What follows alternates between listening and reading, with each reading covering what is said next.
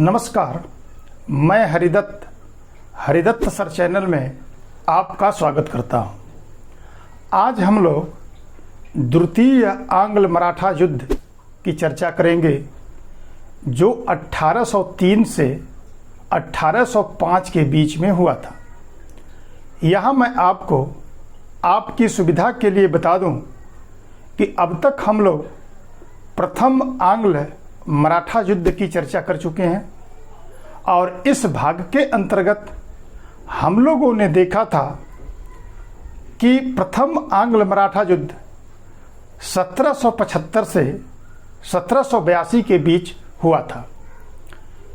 हम लोगों ने यह देखा था कि 1772 ईस्वी में जब पेशवा माधवराव का देहांत हो गया तो उसके मृत्यु के बाद महाराष्ट्र के राजनीतिक अस्थिरता का लाभ उठाने के लिए बम्बई प्रेसिडेंसी ने मराठों के साथ एक संघर्ष की शुरुआत की, जिसको प्रथम आंग्ल मराठा युद्ध के नाम से जानते हैं।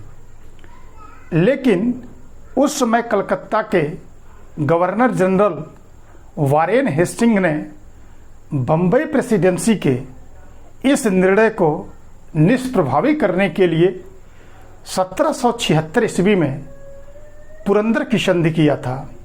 लेकिन हम लोगों ने यह देखा था कि भारत में फ्रांस के बढ़ते हुए प्रभाव को देखते हुए जब बम्बई प्रेसिडेंसी ने लंदन में वारेन हेस्टिंग के खिलाफ अपील की तो वहाँ से कोर्ट ऑफ डायरेक्टर ने वारेन हेस्टिंग को भारत में मराठा युद्ध को फिर से शुरू करने का निर्देश दिया और इस प्रकार से पुनः यह युद्ध स्टार्ट होता है।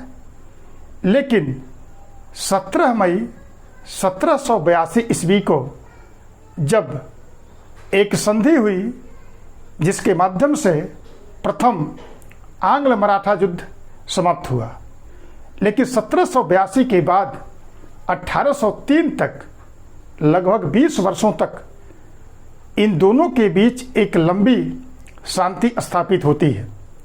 लेकिन बीच में 1800 ईस्वी तक आते आते अनेक समस्याओं ने दक्षिण भारत की राजनीति में जन्म लिया था और इस प्रकार से हम देखते हैं कि दक्षिण की राजनीतिक अस्थिरता और मराठा संघ के आपसी मतभेद तथा अंग्रेजों के उनके आंतरिक मामले में हस्तक्षेप के कारण द्वितीय आंग्ल मराठा युद्ध की शुरुआत होती है। आइए हम लोग देखते हैं कि द्वितीय आंग्ल मराठा युद्ध किन परिस्थितियों में शुरू हुआ और उसका क्या परिणाम निकला। जैसा कि हम लोग देख सकते हैं कि द्वितीय आंग्ल मराठा युद्ध 1803 से लेकर के और 1805 के बीच में हुआ था और इस समय बंगाल का जो गवर्नर जनरल था वो लॉर्ड वेलेस्ली था। लॉर्ड वेलेस्ली था। जब लॉर्ड वेलेस्ली भारत आया तो भारत आने के बाद इस समय तक मराठा संघ में मतभेद उत्पन्न हो गया था। यहाँ पर मराठा संघ के रूप में मैं 4 मराठा संघ के अंतर्गत 4 मराठा सरदारों का नाम लेना चाहूँगा। पहला जो मराठा सरदार है वो है आपका पेशवा। दूसरा जो मराठा सरदार है वो आपका है सिंधिया। तीसरा जो मराठा सरदार है वो है होलकर। जबकि जो चौथा मराठा सरदार है वो है आपका भोसले। ये 4 मराठा सरदार थे, लेकिन इन चारों मराठा सरदारों के बीच एक मतभेद उत्पन्न हो गया था। जिसमें लॉर्ड वेलेस्ली भारत आया और दक्षिण भारत में या भारत में सर्वोच्च शक्ति के रूप में जब वो स्थापित होने की कोशिश कर रहा था तो वह इस बात को जानता था कि उसके इस मार्ग में सबसे बड़ी जो बाधा है वो मराठे ही हैं। लेकिन फिर भी उसने संतुलन की नीति को स्थापित करते हुए सबसे पहले उसने मैसूर को समाप्त करने की योजना बनाई थी। चूंकि मैंने यहाँ पर मराठा सरदारों की चर्चा की है, तो इस समय यहाँ का जो पेशवा, जो प्रमुख पेशवा था, वो था बाजीराव दुर्ती। बाजीराव दुर्ती था। जबकि सिंधिया के रूप में जो मराठा सरदार था वो था आपका दौलत राव सिंधिया। जबकि होलकर नेता उस समय था जसवंत राव होलकर। जसवंत राव होलकर। जबकि भोसले के रूप में था रघुजी भोसले। मैंने आपको बताया कि लॉर्ड वेलेस्ली भारत में आकर के, जो कि मराठा उनके सर्वोच्च शक्ति के रूप में स्थापित होने में सबसे बड़ी बाधा थे, लेकिन सबसे पहले इससे वह निपटने का प्रयास नहीं किया, बल्कि दक्षिण में अपनी राजनीतिक स्थिति को मजबूत करने के लिए उसने मैसूर को पराजित करना उसने पहली रणनीति बनाया। और इसी बात को ध्यान में रख करके उसने, यानी लॉर्ड वेलेस्ली ने सबसे पहले पेशवा बाजीराव के साथ एक समझौता किया। पेशवा बाजीराव से समझौता करके मैसूर के विरुद्ध उसको अपने पक्ष में किया और उसने यह माना कि पेशवा बाजीराव की मदद से मैसूर की राजसत्ता को समाप्त किया जाएगा। लेकिन जब वेलेस्ली ने मैसूर पर आक्रमण किया, तो मैसूर पर आक्रमण करने के परिणाम स्वरूप उस समय बाजीराव दुर्ती वेलेस्ली की कोई खास मदद नहीं कर पाया। लेकिन जब इस बात को लॉर्ड वेलेस्ली ने बाजीराव से पूछा, तो बाजीराव ने स्पष्ट करते हुए बताया था कि वह उसका इसलिए मदद नहीं कर पाया क्योंकि नाना फडणवीस ने ऐसा करने से उसे मना कर दिया था। इसका मतलब यह है कि पेशवा बाजीराव दुर्ती एक षड्यंत्रकारी पेशवा था और इस षड्यंत्रकारी पेशवा के कारण मराठा संघ में आपसी मतभेद उत्पन्न हो गया। लेकिन फिर भी लॉर्ड वेलेस्ली ने जब मैसूर राजवंश को अर्थात टीपू को पराजित कर दिया, तो अपने पूरे कंसंट्रेशन को उसने मराठा संघ पर केंद्रित कर दिया। और इसी बीच देखते हैं कि इस पेशवा की वजह से सिंधिया और होलकर तथा भोसले और पेशवा के बीच में विवाद उत्पन्न हो गया। और इस विवाद के अंतर्गत इस समय सिंधिया और होलकर के बीच में मालवा को लेकर के आपस में संघर्ष की शुरुआत हुई। और इसी बीच जब इन दोनों के बीच में ग्वालियर में एक युद्ध चल ही रहा था कि उसी समय जसवंत राव होलकर के एक भाई जिसका नाम था विठो जी, इस विठो जी की पेशवा बाजीराव दुर्ती ने हत्या करवा दी, जिसके कारण जसवंत राव होलकर पेशवा से काफ़ी नाराज हुआ और अपनी एक सेना को लेकर के उसने पूना पर आक्रमण कर दिया। और पूना पर आक्रमण करने के परिणाम स्वरूप बाजीराव दुर्ती और दौलत राव सिंधिया की संयुक्त सेना इस पूना के युद्ध में जसवंत राव होलकर से पराजित हो गई। और पराजित होने के बाद बाजीराव पूना से सिंहगढ़ भागा अपनी जान बचाने के लिए, और इस सिंहगढ़ तक जसवंत राव होलकर ने इसका पीछा किया, लेकिन यहाँ से यह वेसीन भाग गया। और पुनः जसवंत राव होलकर ने बाजीराव दुर्ती के वेसीन भाग जाने के कारण उसने रघुनाथ राव के एक दत्तक पुत्र जिसका नाम अमृत राव था, उसके पुत्र विनायक राव को पूना का पेशवा बनाया। चूंकि यह बेसिन भागा था बाजीराव, आइए अब हम देखते हैं कि बेसिन में क्या होता है। बेसिन जाने के बाद बाजीराव दुर्ती ने अंग्रेजों के साथ एक समझौता किया जिसको हम बेसिन संधि के नाम से जानते हैं। और भारतीय इतिहास और मराठा इतिहास में यह बेसिन की जो संधि है वो अपना विशेष महत्व रखती है। बेसिन की संधि, बेसिन की संधि, बेसिन की संधि 31 दिसंबर 1802 को हुई थी और इस संधि के अंतर्गत पेशवा ने अंग्रेजों को बहुत अधिक अपने क्षेत्रों और उनको बहुत अधिक छूट प्रदान कर दी। सबसे पहले हम देखते हैं कि इस बेसिन की संधि के अंतर्गत कौन कौन से प्रावधान शामिल किए गए थे। पहली बात यह थी कि बेसिन की संधि के अंतर्गत अंग्रेज और पेशवा दोनों एक दूसरे के मित्र होंगे तथा युद्ध की स्थिति में दोनों एक दूसरे की मदद करेंगे और दोनों एक दूसरे के मित्रों की भी मदद करेंगे। दूसरा प्रावधान ये था कि अंग्रेज पेशवा को 6000 की सैन्य सहायता तथा उसके साथ साथ कुछ तोपों को प्रदान करेंगे और इसके बदले में जो सेना रहेगी वह पेशवा के साम्राज्य के सीमा के अंतर्गत रहेगी और इसका खर्च भी पेशवा उठाएगा। और यही कारण है कि संधि की तीसरी धारा के अंतर्गत पेशवा ने अंग्रेजों को सैन्य सहायता के बदले 26 लाख रुपए की भूमि तथा उसके साथ साथ इस सेना के रसद सामग्री के लिए जो भी वस्तुएं आएंगी उस पे चुंगी न लेने का उसने निर्णय लिया। इसके साथ साथ पेशवा ने सूरत से अपने अधिकार को उन्होंने छोड़ दिया जो अंग्रेजों के अधीन आ गया।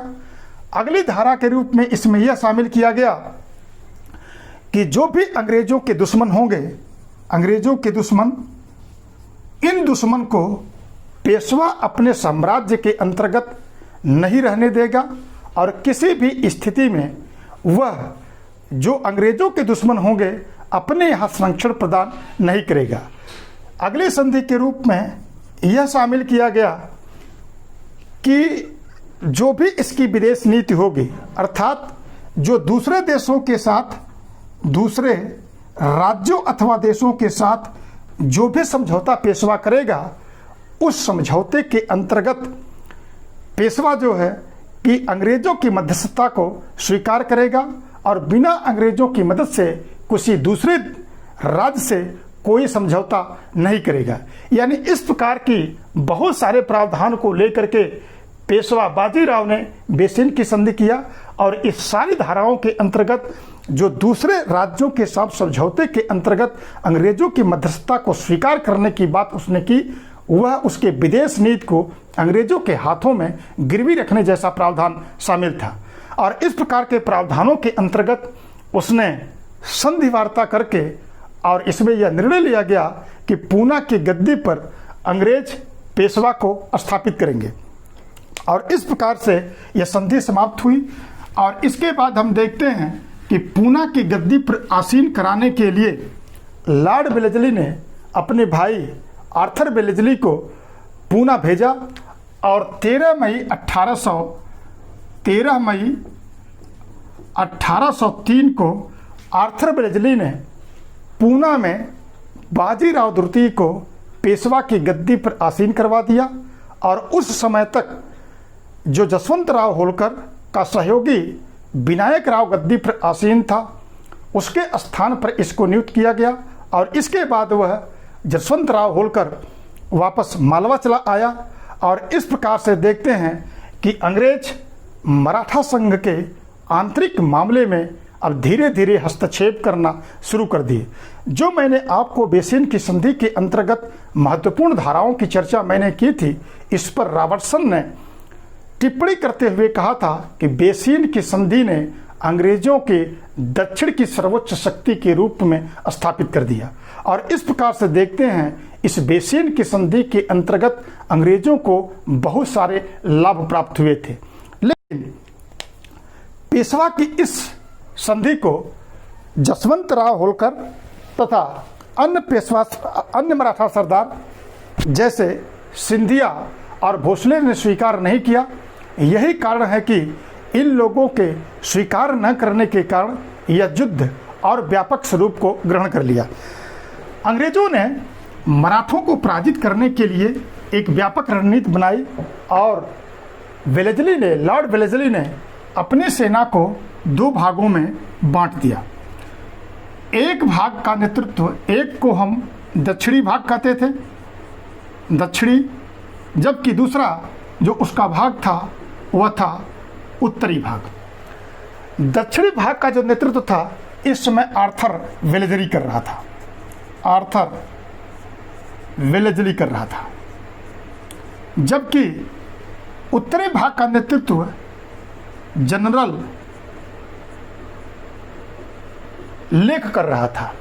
दो भागों में उसने युद्ध के अपने नियम को बांटा था और बांटने के परिणाम स्वरूप दोनों तरफ से उसने आक्रमण करना शुरू किया और व्यापक रणनीति बना करके यह मान के चल रहा था कि किसी भी कंडीशन में मराठा सरदारों को आपस में मिलने नहीं देना है।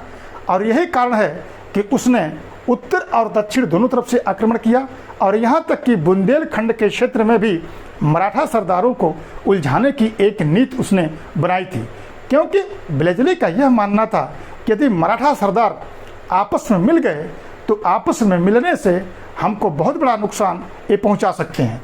यही कारण है कि आर्थर वेलेस्ली ने जब दक्षिण के क्षेत्र से आक्रमण किया तो सबसे पहले उसने अगस्त 1803 को उसने अहमदनगर को उसने जीत लिया। फिर इसके बाद उसने असई के युद्ध में भी मराठा सरदारों को पराजित किया। और इसके बाद जो अन्य युद्ध के रूप में हम देखते हैं, इसने मजबूत जो उस समय गाविलगढ़ का किला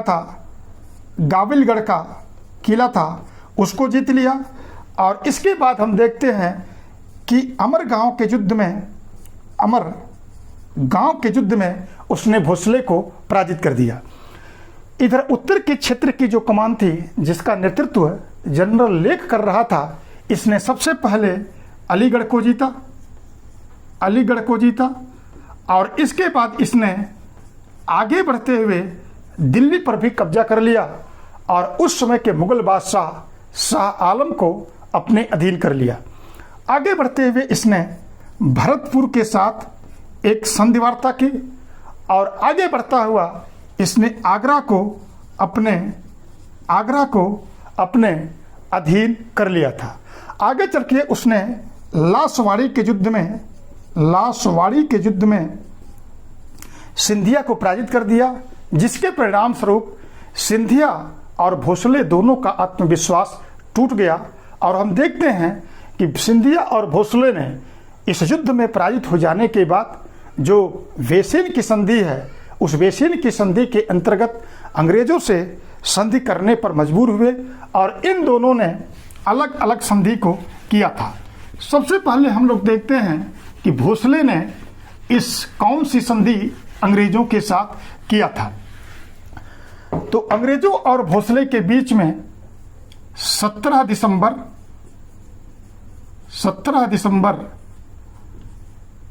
1803 को देवगांव की संधि हुई थी। देवगांव की संधि हुई थी और इस संधि के अंतर्गत भोसले ने और अंग्रेजों के से साथ जो समझौता हुआ वो निम्नलिखित था। पहली बात तो ये थी कि भोसले कटक, बालासोर और वारधा नदी के पश्चिमी क्षेत्र को अंग्रेजों को देंगे। दूसरी बात यह है कि पेशवा तथा हैदराबाद के निजाम के साथ जो भी इनके बीच में समस्याएं हैं, उन समस्याओं का समाधान वह अंग्रेजों की मदद से करेंगे। तीसरी बात उसमें उन्होंने कहा कि बेसिन की संधि को भोसले स्वीकार करेंगे और चौथी बात यह है कि भोसले अपने दरबार में एक अंग्रेज रेजिडेंट को रखेंगे जिसका नाम एल फिंस्टन थे। और पांचवी बात के अंतर्गत उन्होंने ये स्वीकार किया कि अंग्रेजों का जो भी कोई दुश्मन होगा वह अपने साम्राज्य के अंतर्गत उसको संरक्षण प्रदान नहीं करेंगे। इस प्रकार से हम देख रहे हैं कि जिस प्रकार से पेशवा ने अंग्रेजों के महत्वपूर्ण बातों को स्वीकार कर लिया, उसी प्रकार से भोसले ने 17 दिसंबर 1803 को देवगांव की संधि के अंतर्गत उसने अंग्रेजों की अधीनता को स्वीकार कर लिया। जबकि बाद में हम देखते हैं कि 31 दिसंबर 1803 ईस्वी को सिंधिया ने भी अंग्रेजों के साथ समझौता किया। 31 दिसंबर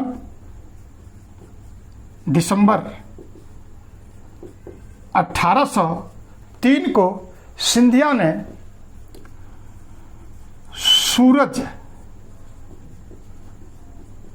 अर्जुन गांव की संधि किया और इस सूरज अर्जुन गांव की संधि के अंतर्गत उसने निम्नलिखित संधि प्रस्तावों पर समझौता किया था। पहली बात तो यह थी इसमें कि वह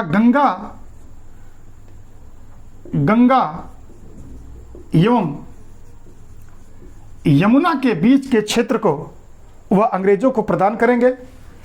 दूसरी धारा उनकी ये थी कि वह भड़ाउच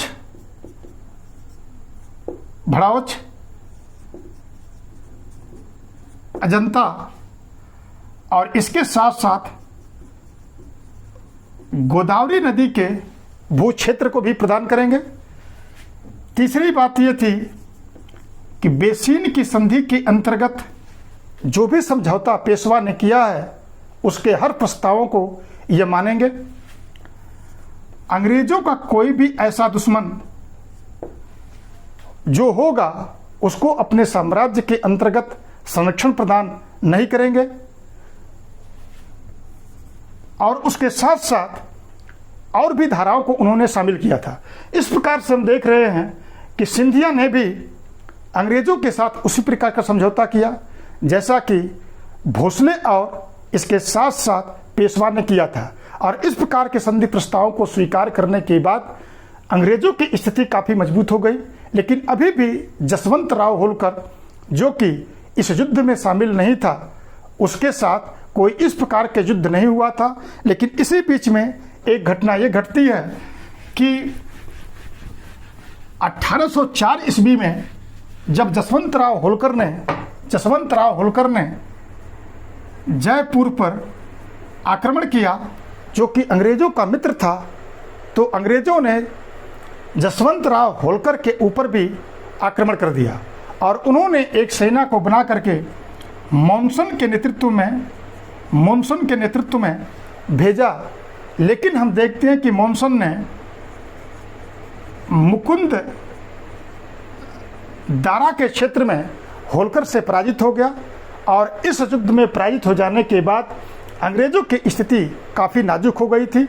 इसी समय इस युद्ध से उत्साहित होकर के जसवंत राव होलकर ने अपनी एक सेना को लेकर के दिल्ली को घेर लिया और दिल्ली को घेरने के बाद उसने घेराबंदी कर रखी थी। लेकिन आफ्टर लोनी के कुशल नेतृत्व के कारण उसने दिल्ली को नहीं जीत पाया था। लेकिन इसी बीच हम देखते हैं कि फर्रुखाबाद और डिंग के युद्ध में जसवंत राव होलकर भी हार गया था। लेकिन जैसा कि मैंने बताया कि मुकुंद दारा के क्षेत्र में जब अंग्रेजी सेना पराजित हो गई तो ईस्ट इंडिया कंपनी की सरकार और ब्रिटेन थोड़ा सकते में था।